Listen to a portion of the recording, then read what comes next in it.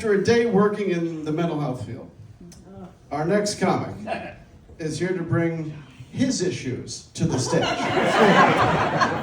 Please welcome Eric Smith, everybody.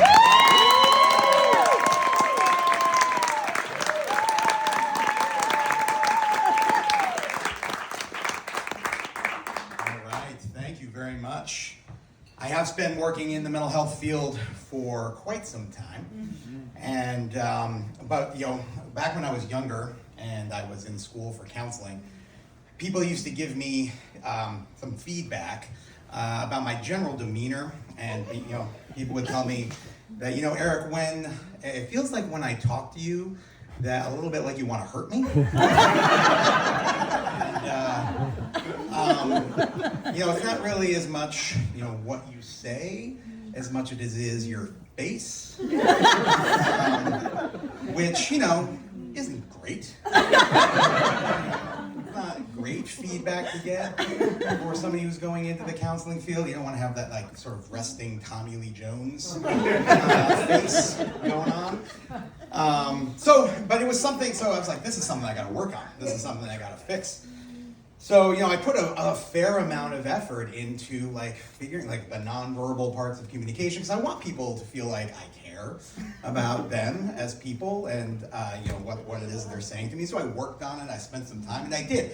I had some growth and development over time. But now my problem is, I feel like the pendulum has swung a little bit too far the other way, and I'm just a little bit too approachable.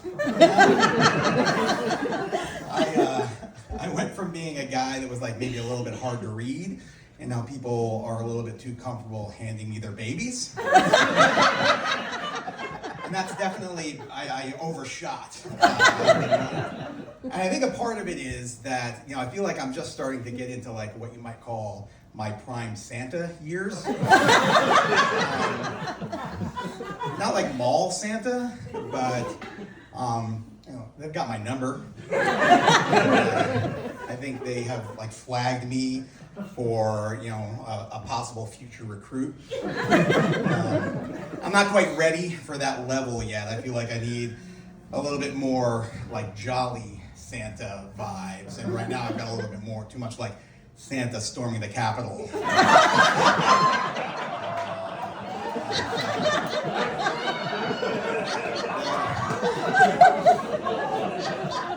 That is not at all what they're looking for.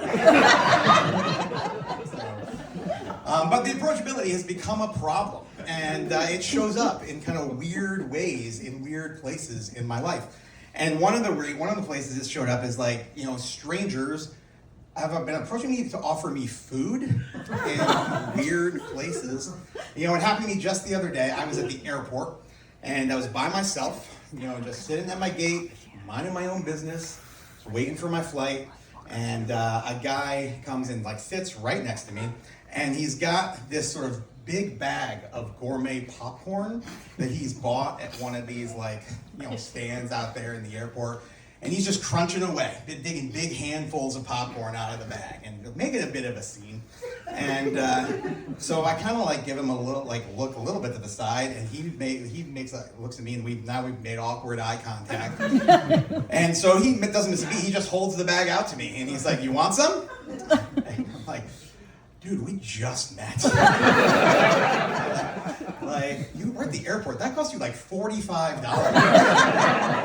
We're skipping 4 levels of friendship. And so I was like, no, I'm good. I'm not really interested in our hands awkwardly grazing each other as we reach into the same bag of popcorn. That's a level of intimacy that's just a little bit too much for this stage of our relationship. And it took me a while to kind of realize that was an odd interaction that I had.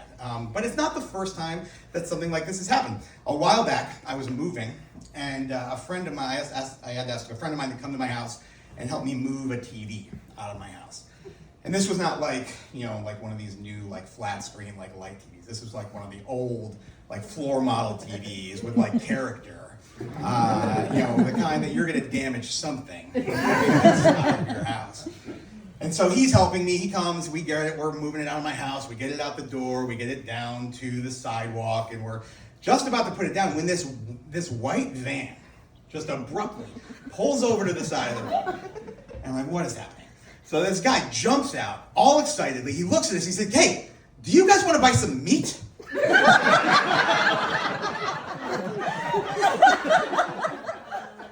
going on? I stumble into some sort of like weird kidnapping plot aimed at middle-aged fat guys. I'm like, I'm part of a high-risk group. We're tough to get into vans. It does not stop them from trying. And my doctor has been telling me for years that if you do not lose weight, there's going to be problems. I did not nearly have the idea of what it was that she was talking about. But interactions like this, they happen, and they really make you take a hard look at yourself and ask yourself some hard questions, like, what is it about me? What is it about me that makes me like an attractive target? This type of approach. Because you think about this guy, like he loaded up his van with meat in the morning. He had some other destination for the meat. I don't know, some sort of like meat flea market or something like that. I don't know where he's going. But he's driving along and he sees me on the side of the road with a TV in my hands. And he's like, I've got to stop. This guy's a van meat guy. And so, and I know what you're thinking, because you all seem like very kind people, very sweet people. So you might be thinking, okay, Eric, but I mean, maybe he wasn't talking to you. Like maybe he saw your friend and he stopped to talk to make this offer to your friend. And I appreciate that. I appreciate that sort of glass half full mentality. But my friend's not here. But if he were here and he were standing here, you'd look at him and you'd look at me. You'd know. I know. We all know. And so I say to him, I was like, all right, first, thank you for the offer. I don't want to be rude. I want to be approachable. And but no, I'm going to go ahead and I'm going to pass on the meat from your white panel van with no obvious signs of refrigeration that I am.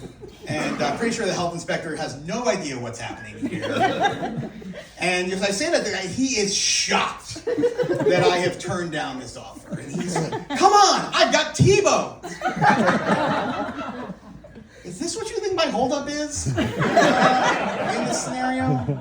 That I don't think you have the specific cuts of meat in your van that I would be looking for?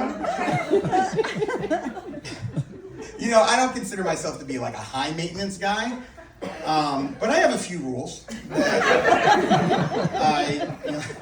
I have lived by that have served me well up until this point. And one of them is that, in general, I like my meat purchases to have a building in them. And that has just served me well. So I go back, listen, sir, no, I am not interested in the meat from your van. And in fact, I'm a little bit offended that you would just see me on the side of the road, stop and think that I'm just gonna... Are those bacon wrap fillets? So it turns out I'm a van meat guy. Thank you, everybody.